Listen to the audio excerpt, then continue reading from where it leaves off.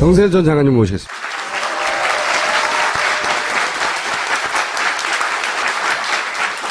저희가 두 가지 여쭤보려고 하는데, 큰 덩어리로는 이 한일군사정보협정이 있지 않습니까? 이게 일본은 왜 하려고 하는 건지, 미국은 왜 하려고 하는 건지, 그리고 우리나라는 왜 이렇게 서두르는 건지, 제일 중요한 이 세 가지를 묶어서 여쭤보고 싶은 거고, 또 하나는 이제 트럼프 왔는데 이제 어떻게 해야 되냐, 우리.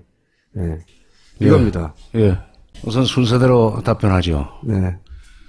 한일 군사정보 보호협정은 사실은 다른 나라하고 체결한 군사협정이 우리나라 지금 이미 32개나 있기 때문에 네. 특별히 뭐 그 이름만 가지고는 시비할 것이 없습니다. 네.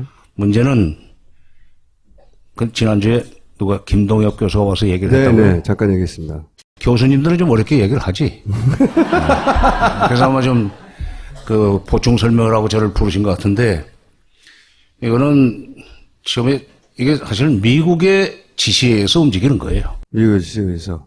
그럼 미국은 왜 한일 군사정보 보호 협정을 체결하도록 자꾸 이렇게 촉구를 했는가?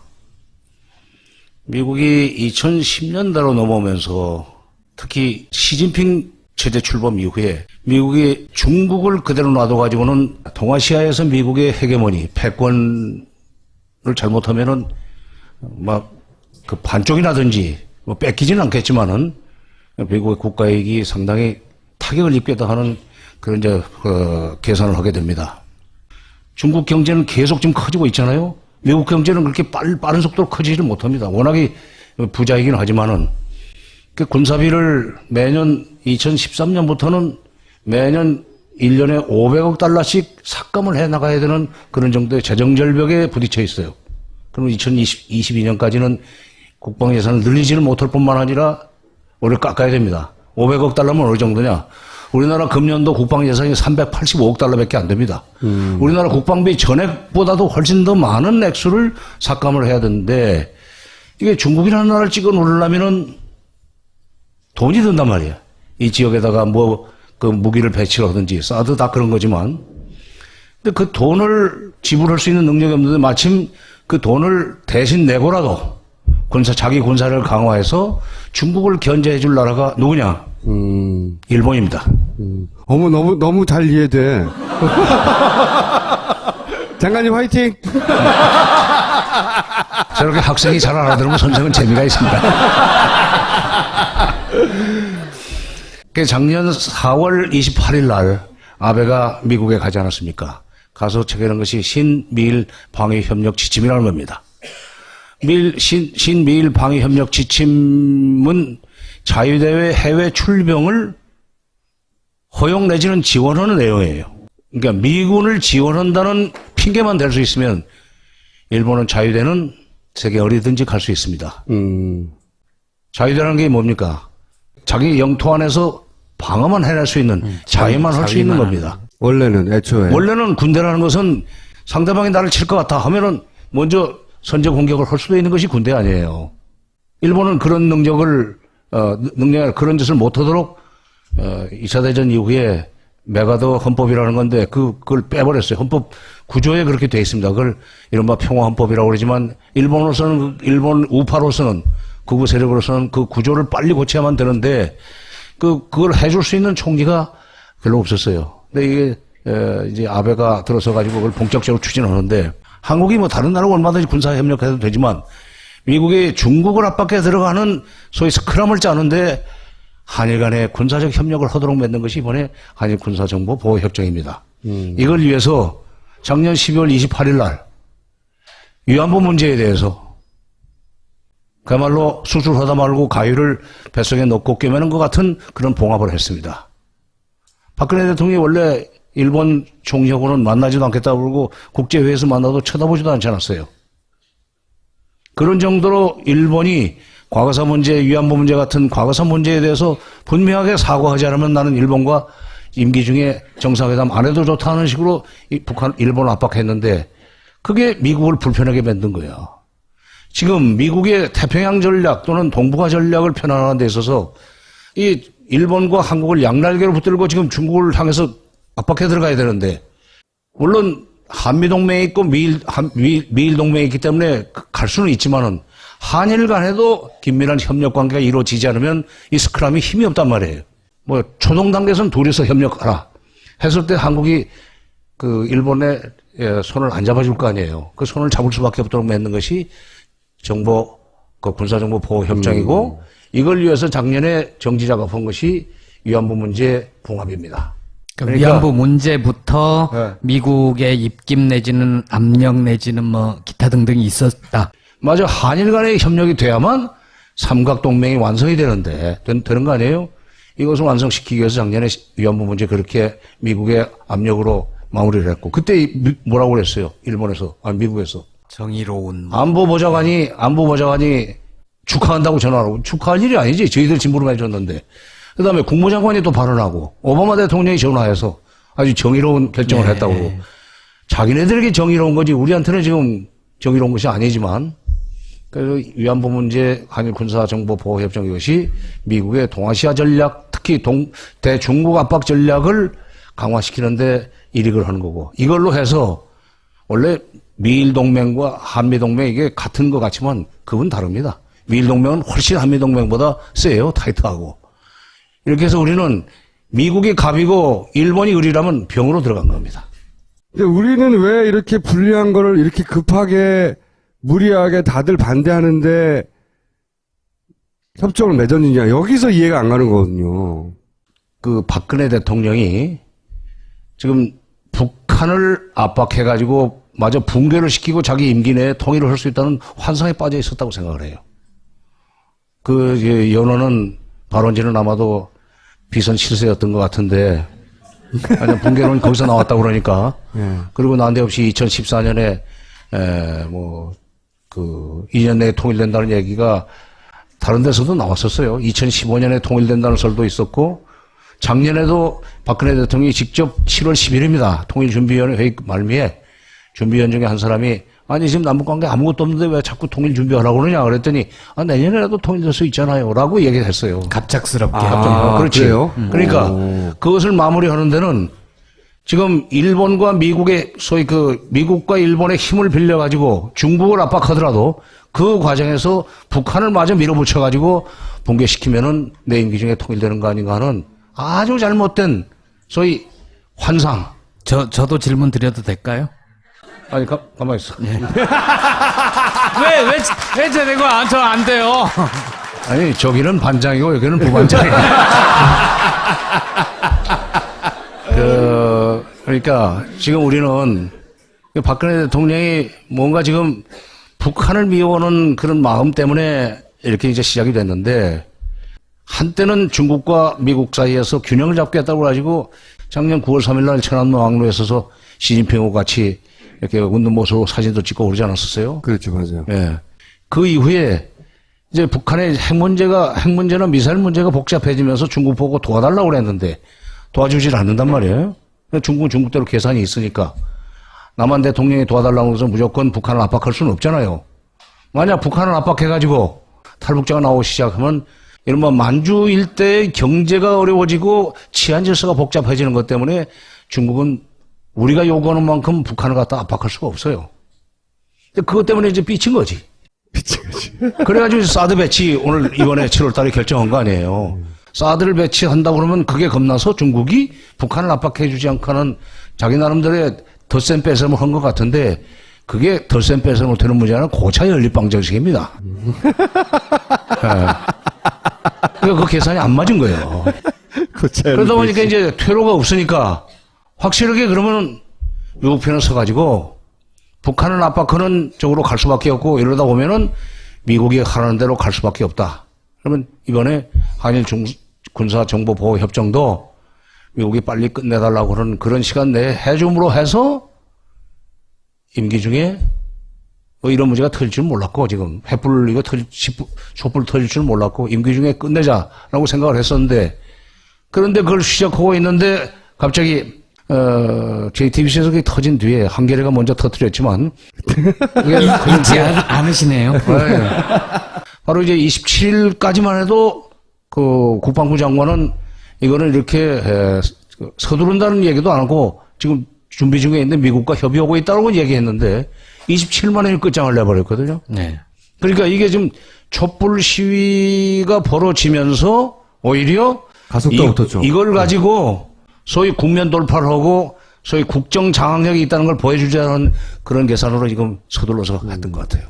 반쯤은 이해됐는데 또 하나 이런 가설이 있잖아요. 아, 지금 일부 보도가 나온 게 뭐 최순실이 로키드 마트를 만났다는 것까지는 사실인가 봐요. 무슨 거래가 오갔는지 모르겠지만.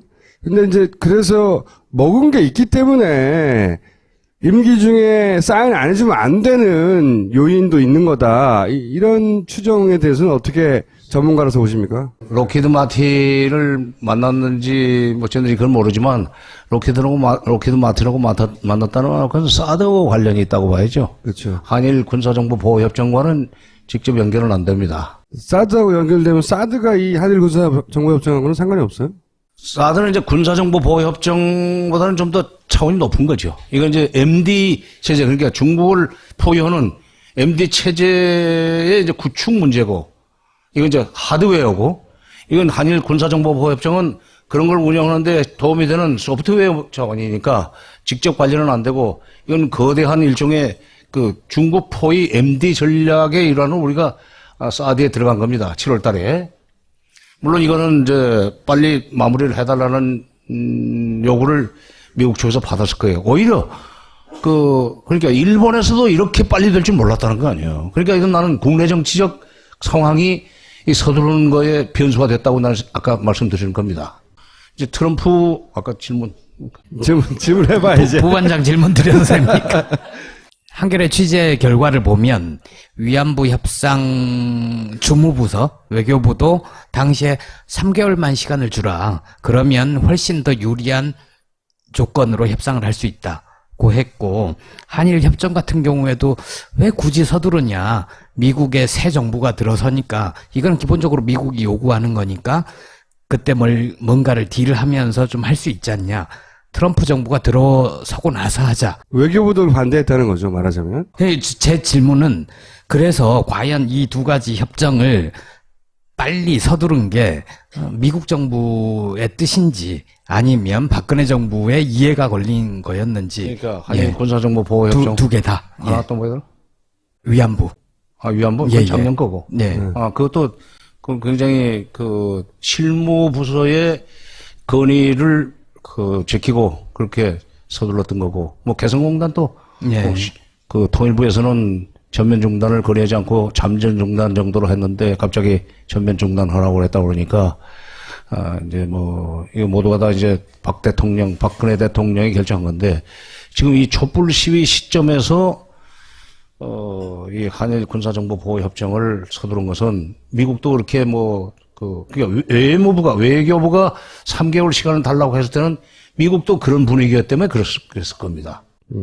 미국도 그렇게 빨리 안 될 줄 알고 한 3개월 후에 사실 미국 국무부 입장에서도 트럼프 정부 들어선 뒤에 해도 그건 나쁘지 않다. 되면 되는 거고, 되면 좋고, 이렇게 금년 내에 끝내야 될 건, 금년이 아니라 그렇죠. 금년 내에 끝내야 될 건 아니다는 식으로 얘기를 했으니까 할 텐데, 대통령이 이렇게 서두른 건 아까도 얘기했지만 역시 국내 정치적 변수가 작용을 한 것 같다. 오히려 봐라, 내가 멀쩡하다는 걸 보여주려고 했다. 그렇죠. 그리고 이제 작년에 미친 건데, 그럼. 위안부 문제를 서둘러선 것도 금년부터 이렇게 확성기 방송 재개하고 그다음에 또 이 개성공단 중단하고 사드 배치는 아주 7월 달에 했지만 그것이 다 연결이 돼 있어요. 그러니까 대북 압박의 일환으로 지금 하는 겁니다. 대북 압박을 위해서 일본의 협력이 필요하다면은 대북 압박의 결과로 북한의 변고가 일어나는 경우에, 가령 내전이 일어나거나 이렇게 했을 경우에 자위대의 해외 출병 차원에서 자위대가 한 번 더 북쪽으로 진격할 수 있도록 미국이 지금 계산을 하고 있으니까 그거 허용해 준 거거든요. 네. 그러니까 그런 북한 붕괴에 대비한 소위 정책의 연장선상에서 위안부 합의, 확성기 방송, 개성공단 중단, 사드 배치, 그 다음에 한일 군사보호협정 다 연결이 된다고 봅니다. 그러니까 머릿속에는 아직도 북한이 붕괴될 수 있고 그러면 일거에 뒤집을 수 있기 때문에 거기에 필요한 모든 건 다 최대한 빨리 해야 한다. 뭐 이런 차원에서 그렇죠. 미친 상태네요, 완전히. 뽑았으니까 뭐 어떻게 하겠어요. 그렇다고 뭐 저는 내각제 지지자는 아니지만 이번에 그 보면서 이게 진짜 임기가 보장되는 단임제 대통령이라는 게 이렇게 여러 가지로 문제를 많이 일으키는구나 하는 생각을 하고 있습니다. 이제 두 번째 트럼프를 이해하기 쉽도록 한마디로 우리한테 미칠 영향을 종합적으로 확 정리해 주세요. 제가 지난 월요일자 한겨레 신문에 쓴 정세현 칼럼에 트럼프의 대외 정책 우리의 득과 실이라고는 그 칼럼을 썼는데 거기에도 이제 설명을 했으니까 나중에 집에 가시면 읽어보세요. 아니, 대부분 읽으시지만 그래도 한 번 더 말씀을 해주시죠. 그러니까 트럼프가 들어서면 아직도 지금 국무장관이 누가 될지 국방장관이 누가 될지 모르는 상태에서 이 예측이 굉장히 어렵습니다. 지금까지 거론된 사람들은 굉장히 이제 강경파 내지는 뭐 매파 또는 극단적인 선택도 할 수 있는 사람으로 거론되어 있기 때문에 그 점은 매우 좀 불안한 측면이 있는데 자기는 미국 우선주의로 간다. 남은 나라를 위해서 돈 안 쓴다 이제. 남은 나라를 위해서 쓰던 돈을 국내에다 쓰겠다. 그래서 일자리를 창출하겠다. 미국이 160여 개 국가에 미국이 나가 있습니다. 전 세계에 나가 있어요. 우리만 있는 게 아니에요. 그걸로 이 미국이 전 세계를 지금 지배하는 겁니다. 우리 보고도 이제 방위비 증액하라 내지는 최소한도 주한미군 주둔비는 올려라. 우리가 한 50% 내고 있는데 그걸 100%를 올려라 할 수도 있어요. 근데 이 방위사업청장이 그걸 협상거리인데 그걸 올려달라면 올려줄 수 있다는 얘기를 가서 하는 사람이 어디 있어, 그거. 이게 이 촛불 때문에 바빠서 그렇지. 그것도 지금 국회에서 따져야 돼요. 네. 그 중대한 국익을 지금 손상하고 댕긴 겁니다. 자관 이렇게 대외 개입을 줄이면서 방위비 올리라고 하면 이제 방위비를 올리라고 할 거예요.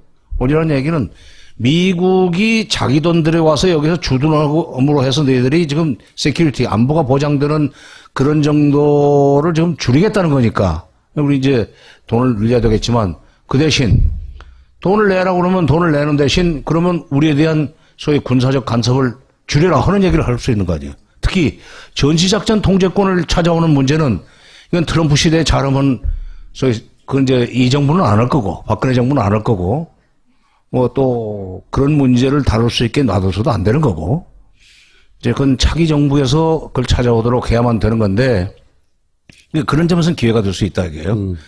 어쨌든 대외 개입을 줄인다고 할 경우에 대외 개입을 줄인다는 얘기는 우리의 소위 운신의 폭이 넓어진다는 얘기 아니야. 사사건건 미국의 소위 그 동맹이라는 이름으로 허락을 받고 또는 지위를 받던 상황에서 벗어날 수 있다는 점에서는 우리의 국격이 올라간다고 나는 생각합니다.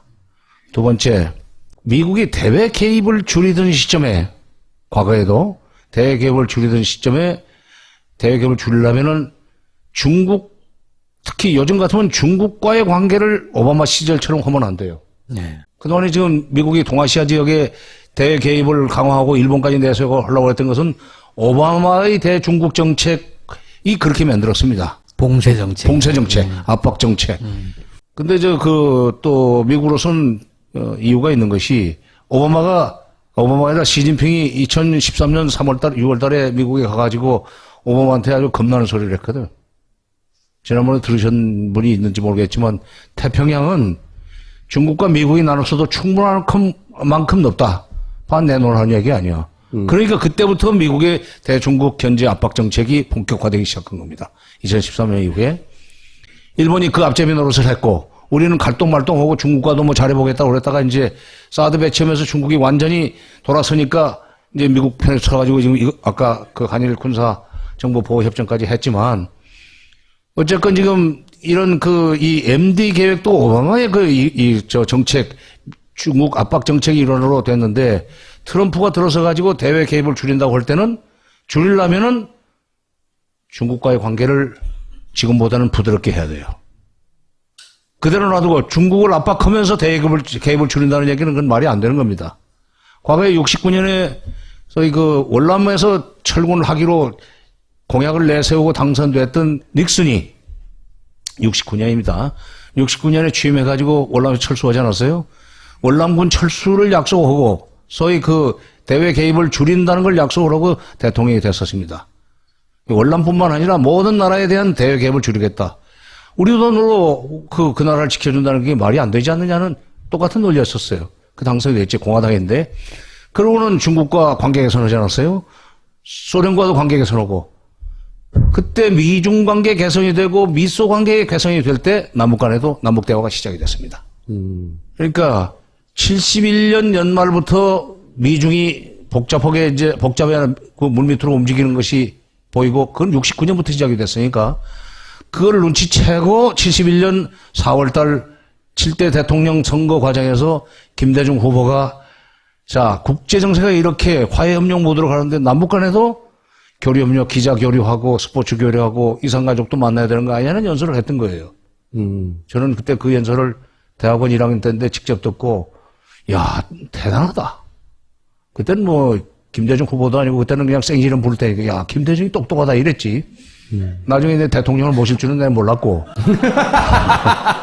아니, 나는 그분 밑에서 차관도 오고 장관도 했으니까.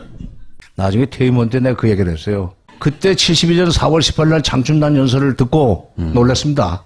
국제정치학 교수보다 훨씬 더 거의 아주 쉽게 높은 연설을 하시는 거 보고 제가 놀랐습니다. 그랬더니 기분이 좋은지 빙긋이 웃으시더구만. 근데 바로 그거예요. 그러니까 71년도 그런 이 제안을 내놓았지만은 그때 이제 박정희 후보는 좀 빨갱이다. 어떻게 북한과 교류 협력하자고 그러냐 그런 얘기를 했지만 당선되고 나서 바로 8월 달에 적시자 회담을 우리가 먼저 제안합니다. 그리고 그 이듬해 72년에는 이른바 7.3남북 공동성명이라는 걸 내놓습니다. 그러니까 미국은 69년부터 준비를 해가지고 중국과 물밑 접촉을 통해서 72년 1월 말에 닉슨 대통령이 베이징에 들어가요. 들어가서 이제 2사 상해 공동성명이라는 걸 내놓습니다. 72년 2월 4일 날.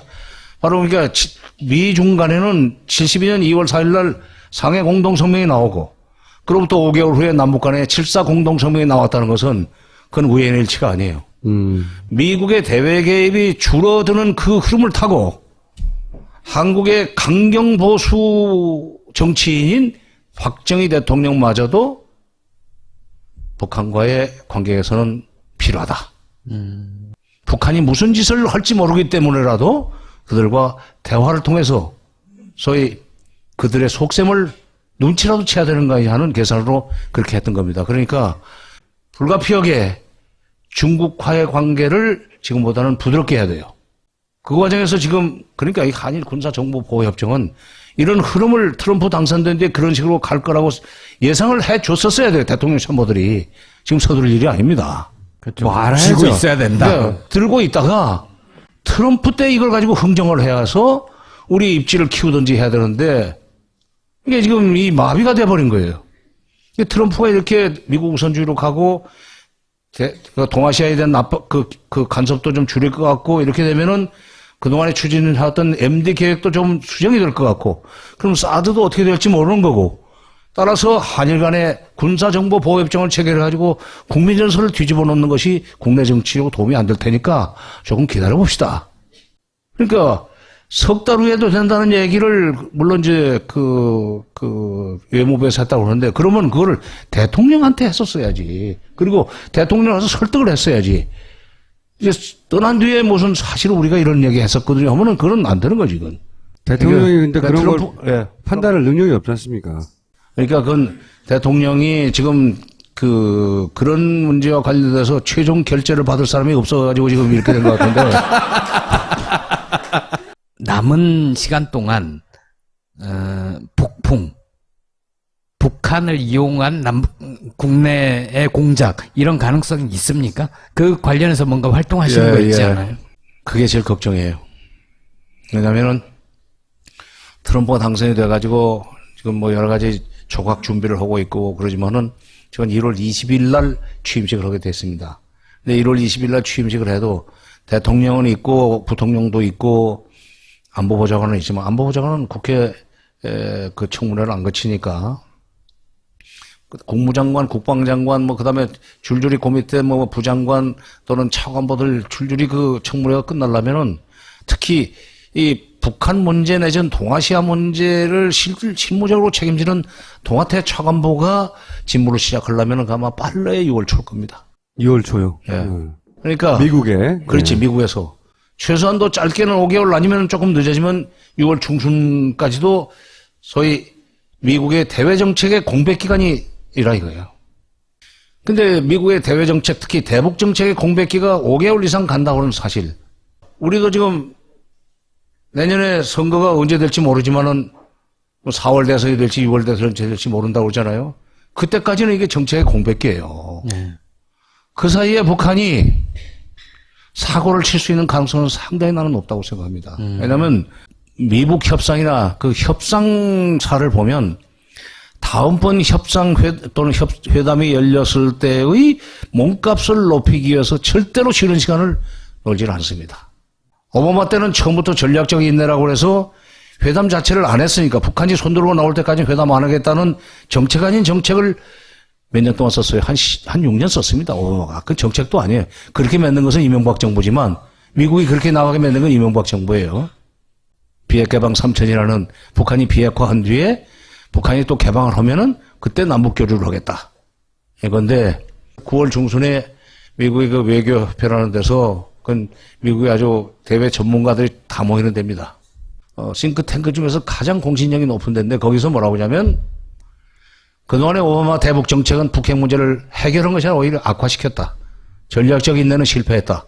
따라서 이 정책은 이제 쓰지 말아야 된다.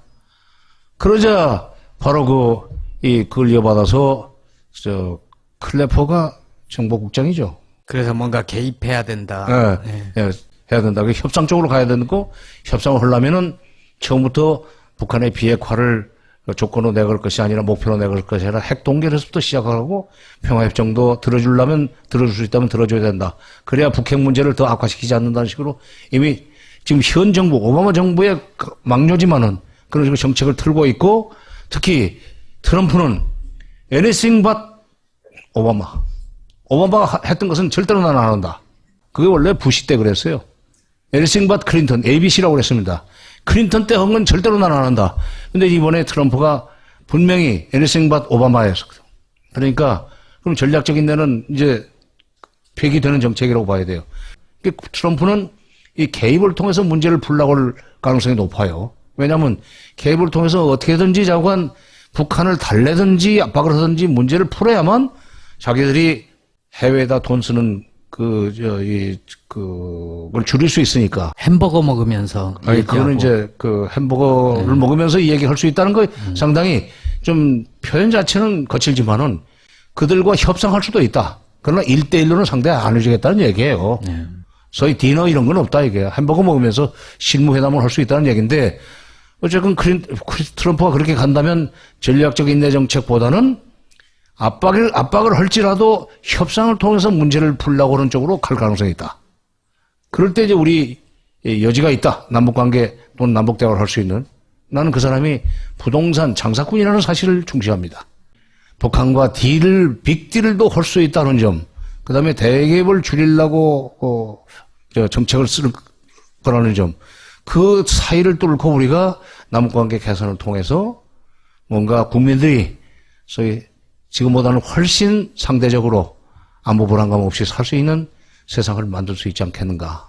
경제적으로는 조금 불이익이 올 것 같아요. 왜냐하면 보호무역 줄을 쓰기 시작하면은 이게 지금 한미 FTA 재협상하겠다는 거 아니에요? 우리가 이익을 많이 봤죠. 그렇지. 우리가 이제 그동안에 이익을 많이 봤습니다. 2013, 14, 15는 3, 400억 달러고, 그 전에 2012년에 1,900억 달러, 그 전에도 한 1,500억 달러. 이 FTA 이후에, 노무현 정부가 체결한 FTA 이후에 우리가 계속 대미 무역에서 흑자를 봤어요. 원래는 이게 적자 국가입니다. 그리고 중국에서 흑자를 6, 700억 이상 봐가지고 결국 이 G11까지 올라온 겁니다.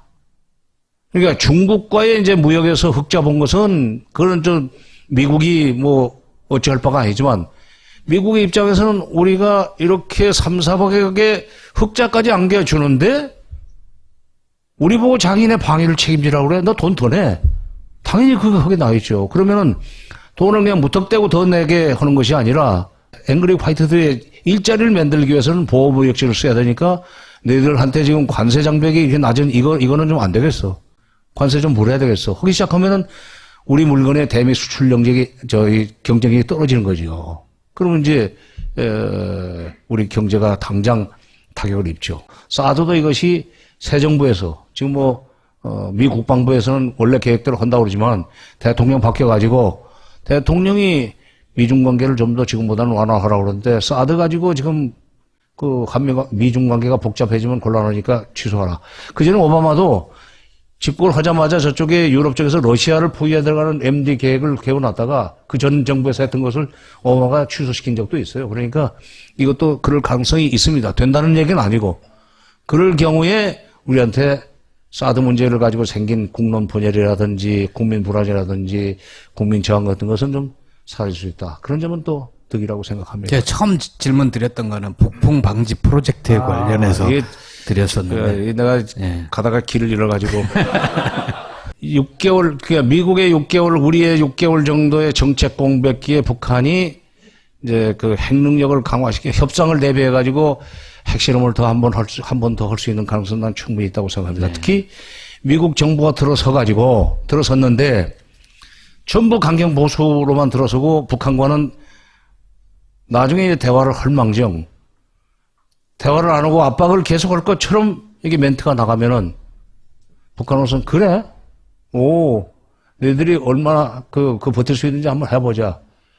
우리가 막무가내로 벼랑 끝을 쓰면 니까지 놈들이 돌이 있겠어? 그리고 그 사람들은 과거에 그런 식으로 벼랑 끝을 써가지고 결국 미국이 북한을 비공식적으로 만나자고 해서 왜 그래? 달래면서 회담을 하자고 했던 그렇게 성공의 추억이 있습니다. 기록이 있어요.